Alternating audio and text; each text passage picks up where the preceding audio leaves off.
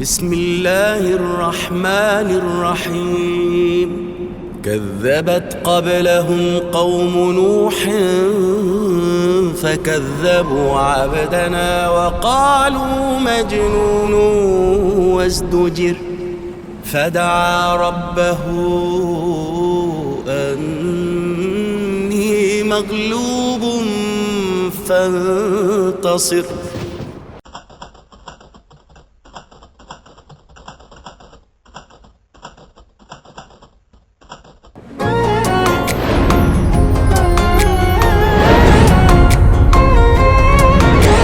عليك أزكى السلام والنور يا آية للعبد الشكور، وسبحان اللي باري الروح. سلام الله عليك يا نوح. ونوح بينادي كل نهار وينصحهم بالاستغفار، وكانوا للصنم ساجدين، كانوا للصنم ساجدين. عليك أزكى السلام والنور يا آية للعبد الشكور، وسبحان اللي باري الروح. سلام الله عليك يا نوح.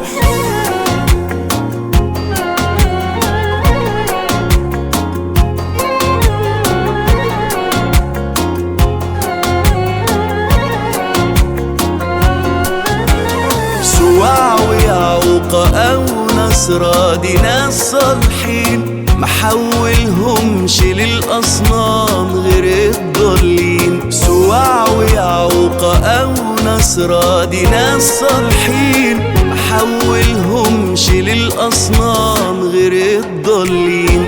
عليك أزكى السلام والنور يا آية للعبد الشكور، وسبحان اللي باري الروح. سلام الله عليك يا نور.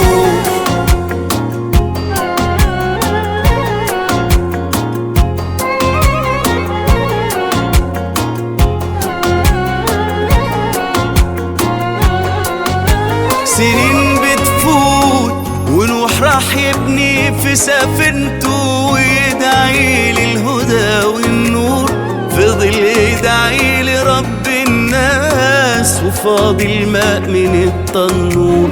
سفينة شايلة كل زوجين على عالم جديد رايحين بعلم ودين، وكان المرسى عالجودي ونوح قال للحياة عودي. وآخر كلمة حنقولها قال لا إله إلا الله، لا إله إلا الله. عليك أزكى السلام والنور يا آية للعبد الشكور، وسبحان اللي باري الروح. سلام الله عليك يا نوح.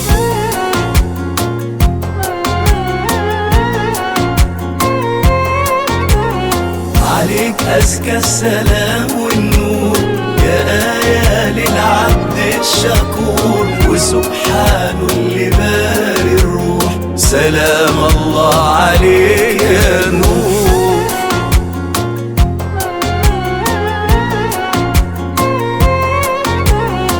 عليك أزكى السلام والنور يا آية للعبد الشكور، وسبحان اللي باري الروح. سلام الله عليك يا نوح.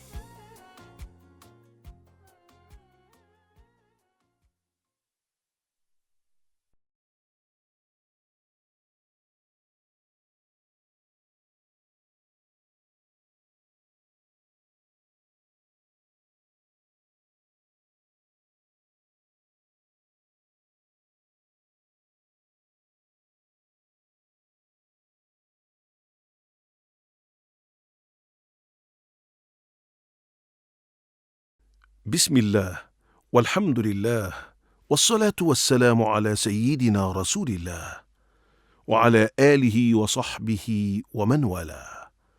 لقد اقتربت يا نوح من تحقيق هدفك رغم كل شيء، ومع كل هذه الصراعات اقتربت من بناء سفينتك بحول الله وقوته.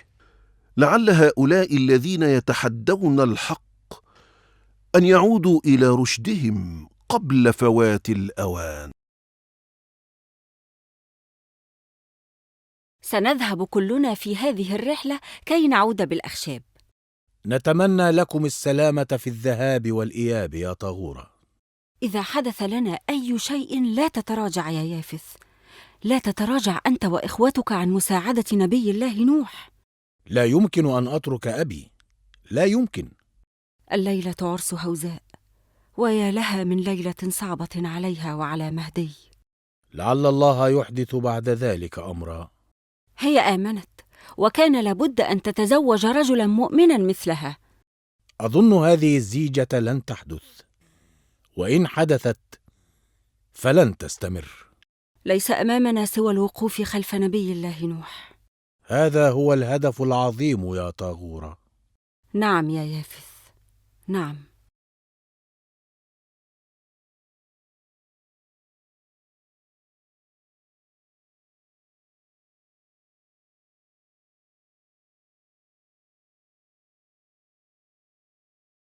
بيدك أن تتزوج بمن تحب يا مهدي.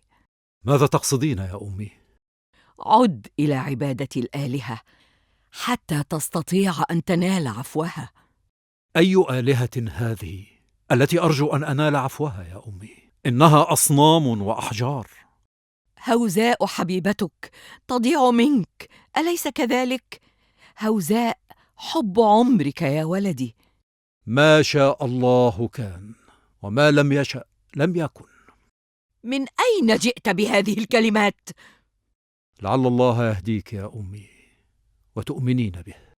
اليوم زواج هوزاء بالسامق. لا أملك غير الدعاء يا أمي. يا ولدي، السراجي لن ينسى لك أبداً أنك لم تشارك في حرق الأشجار. أعرف أنه يبحث عني كي ينتقم مني. فماذا أنت فاعل يا مهدي؟ لن أعود لدينكم وضلالكم أبداً. وماذا ستفعل وقد أغويت هوزاء بدين نوح؟ إنها تعرف جيداً أن هذا هو دين الحق. أنتم ضعفاء يا مهدي، ضعفاء. بل أنتم أضعف مما تتخيلون.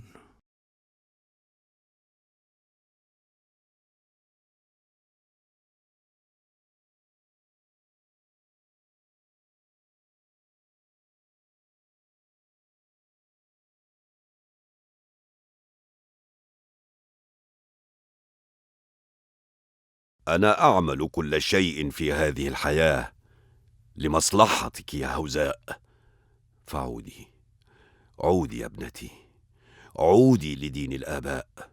بل عد أنت يا أبي إلى رشدك واتق الله. أنا؟ أنا مشفق عليك يا ابنتي. بل أنا في غاية الخوف عليك من عقاب الله يا أبي. عقاب الله؟ أنا أخاف عليك من لعنة الآلهة. لن أتزوج بالسامق الضال. هو موضوع قد انتهى ولا نقاش فيه. أإلى هذا الحد هنت عليك يا أبي؟ ابتعدي عن نوح ودينه، وأنا أغير رأيي وأبعد عنك السامق.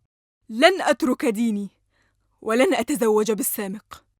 إذن سوف تتزوجينه رغم أنفك.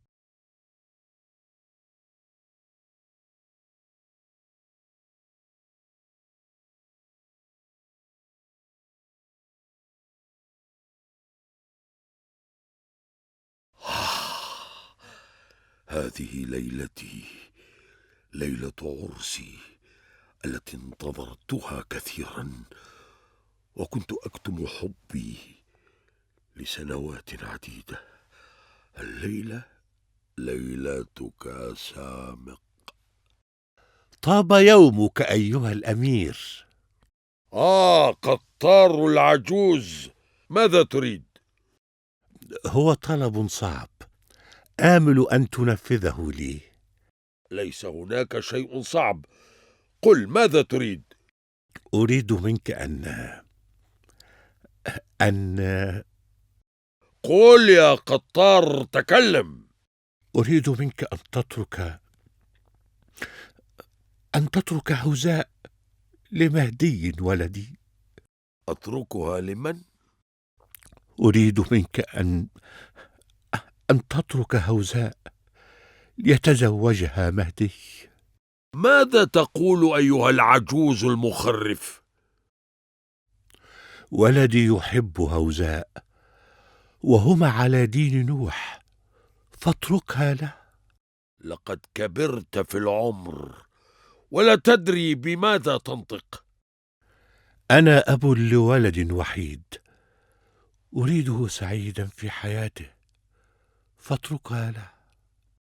أيها العجوز الشقي، اخرج من هنا، اخرج وإلا قتلتك، اخرج! أتضرب شيخا انحنى ظهره أيها الأمير؟ أفضل من أن أقتلك. هيا!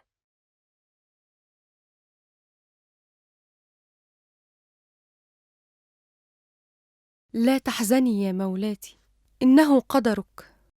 أكره هذا الرجل. ماذا نفعل يا مولاتي؟ نحن ضعفاء أمامهم. أريد أن يعلم مهدي بهذا الأمر. لقد علم يا مولاتي. علم؟ وماذا قال يا يوحى؟ هو في غاية الحزن ولا يعرف كيف يتصرف. هل كتب علينا أن نفترق يا مهدي؟ اصبري يا مولاتي. لا أتصور أن الليلة عرسي.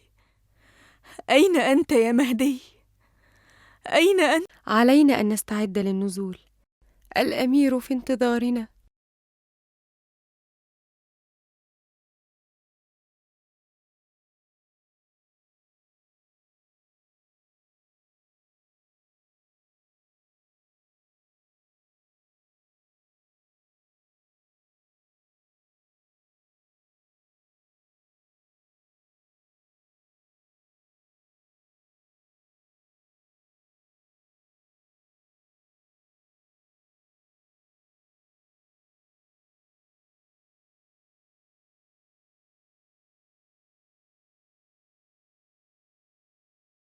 هل حان وقت الفراق؟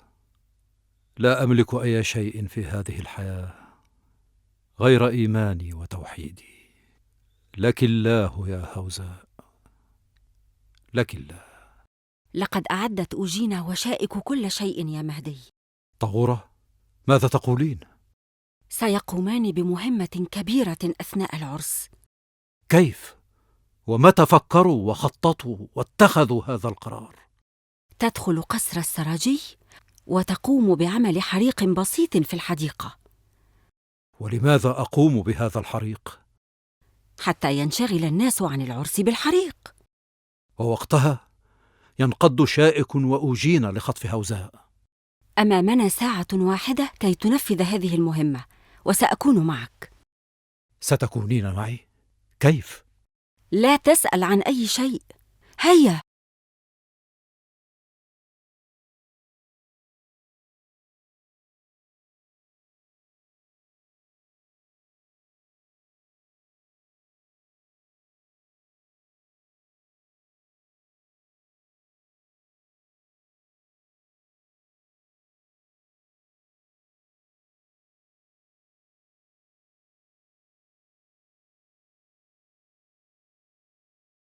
الأميرة هوزاء، سوف تعيشين معي هنا في قصري. ألا تدري أني لا أطيق الحياة معك؟ سوف تعتادين الحياة معي، فأنا أمير ابن أمير. وأنا على دين نوح نبي الله. وأنا أعبد الأصنام، ولكني سأتزوجك شئت أم أبيت. الموت عندي أفضل من الحياة معك.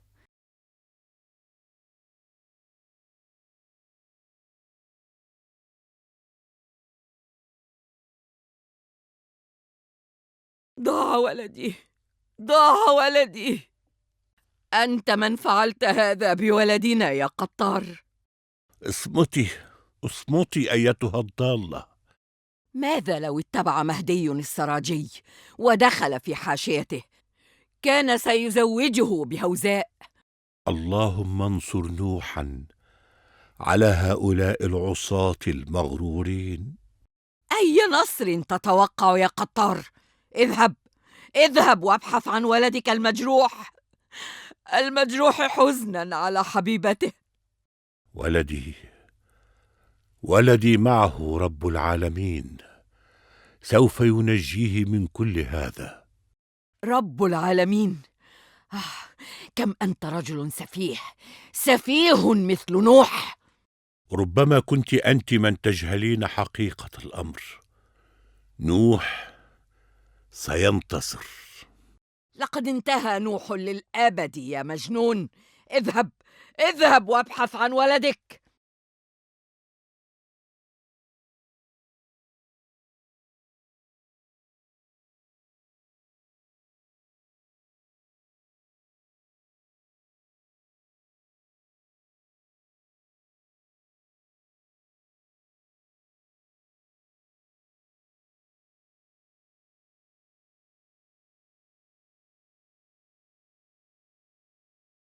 حريق كبير في قصر مولاي السراجي.